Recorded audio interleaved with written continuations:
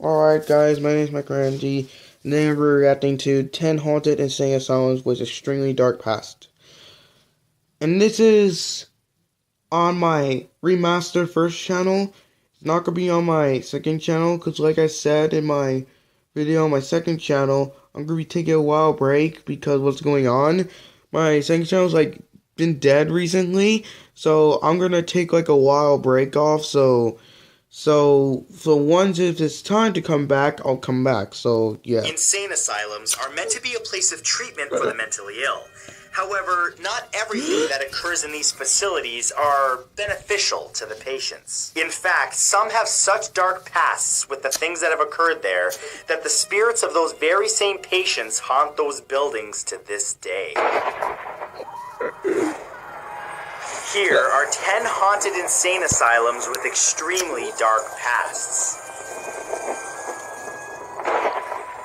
Number 10 is the Ganjeom Psychiatric Hospital.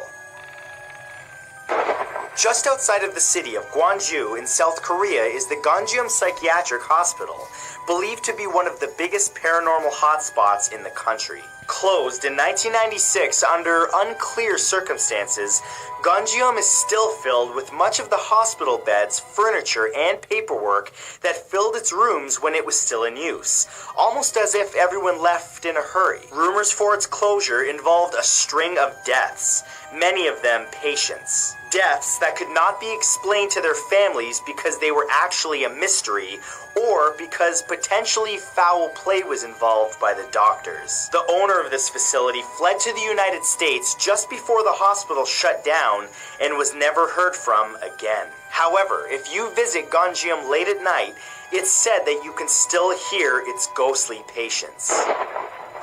Number 9 is Denby Asylum.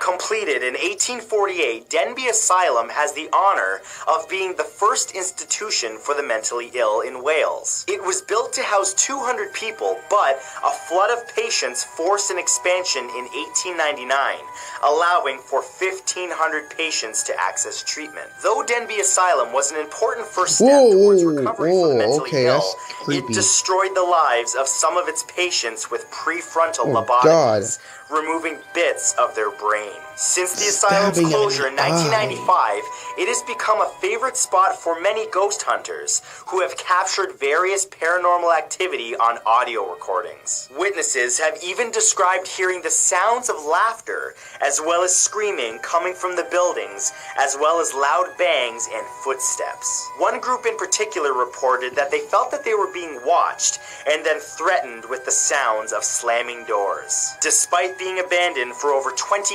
years, it would appear that there are still some residents remaining. Number 8 is Severals Mental Hospital.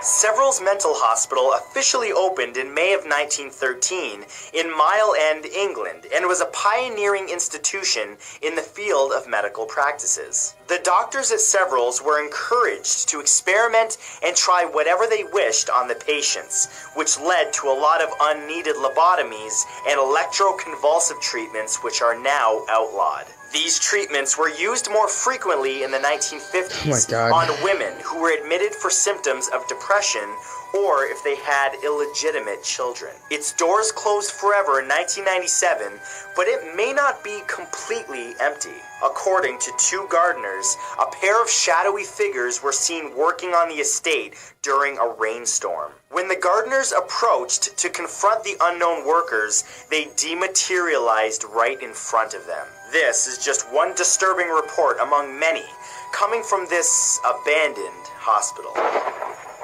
Number 7 is Danvers State Hospital.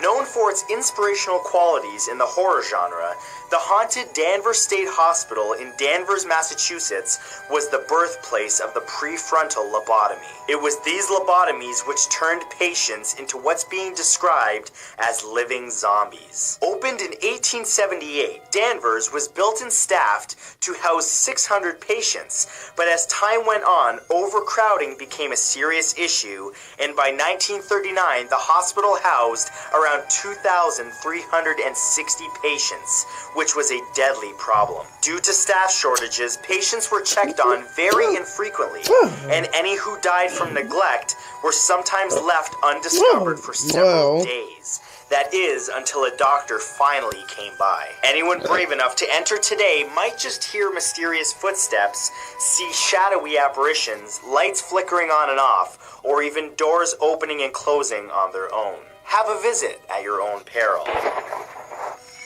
Number 6 is the Overbrook Asylum. Overbrook Asylum was originally built in 1896 as a new hospital in Cedar Grove, New Jersey.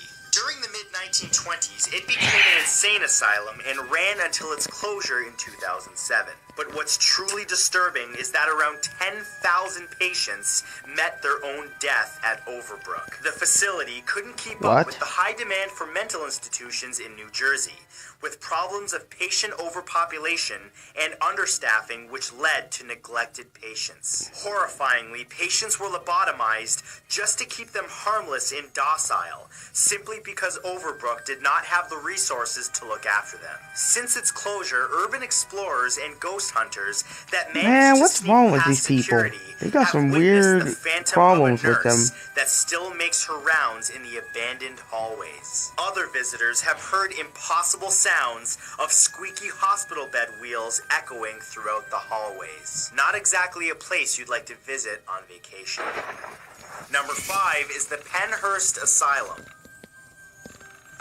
Formerly known as the Pennsylvania State Institution for the Feeble-Minded and Epileptic, Pennhurst has a long track record of subjecting its patients to torture and malpractice. The asylum, located in Spring City, Pennsylvania, officially closed its doors on December 9th, 1987, after nearly 80 years of housing patients. Ex-patients have told stories of being chained to walls, children being kept in cages, and even some being forced to fight other patients. Now closed, Pennhurst attracts curious explorers who report lots of paranormal activity from the deceased former inmates. There are reports of visitors being shoved around and items being known to fly across walls. Audio recordings from ghost hunters have captured eerie voices saying, "I'll kill you," and "Go away," along with distant shrieks and crying.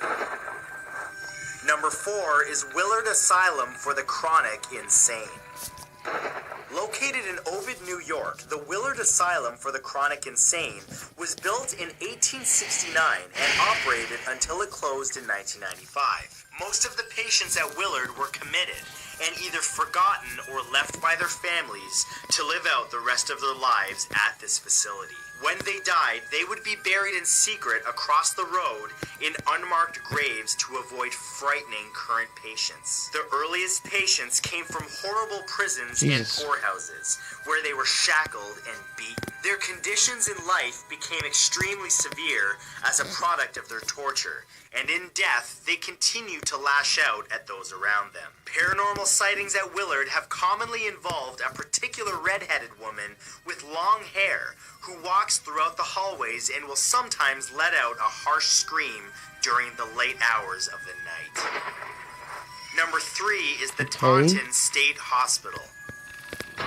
Closed in 1975 and left abandoned until a fire mysteriously destroyed most of it, Taunton State Hospital in Taunton, Massachusetts, has an extremely dark history. Built in 1854, Taunton has seen some of America's most dangerously insane criminals, including the serial killer nurse Jane Toppin, who administered slow deaths to 31 of her patients. Many residents and visitors reported feeling uneasy when passing the basement door. Patients recalled having seen specific doctors and nurses escort people down to the basement, never to be seen again. After Taunton's closure, the basement was known as the epicenter for the most intense paranormal visions. Those who entered experienced anxiety attacks, while others have witnessed shadows creeping along the walls. Number 2 is Poveglia Island Asylum. built on an island off of the coast of Venice in 1922.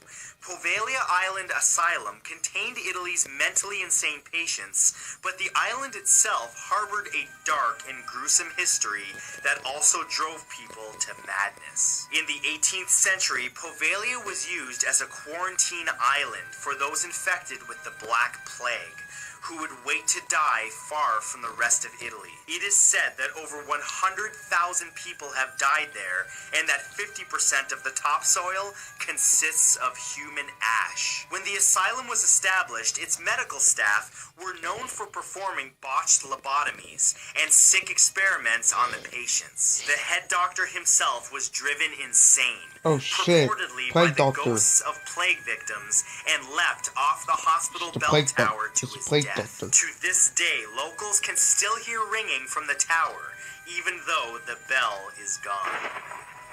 And number 1 is Norwich State Hospital for the mentally insane. I believe there was a plague doctor in that and the city of last Norwich place. in Connecticut are the remains of the Norwich State Hospital for the mentally insane. Since its opening in October of 1904, it has been prone to tragedies and controversies. Several people have taken their own lives at Norwich, and widespread abuse, both physically and sexually, was commonplace for many patients. Since the facility closed in 1996, it's been known to scare its visitors with loud screams, children's voices, wheelchairs, and gurneys that move by themselves, as well as footsteps and groans. The malicious spirits tied to the asylum have also made themselves known by producing clouds of mist, lights with no clear source, and shadowy silhouettes. However, the boldest of them show glimpses of their faces in the reflections of shattered window panes, terrifying witnesses. So, that was 10... Alright guys, that's it for this video. I hope you enjoyed it. If you did, come on, let's go to the new channel. I was going to see you in the next video. Goodbye.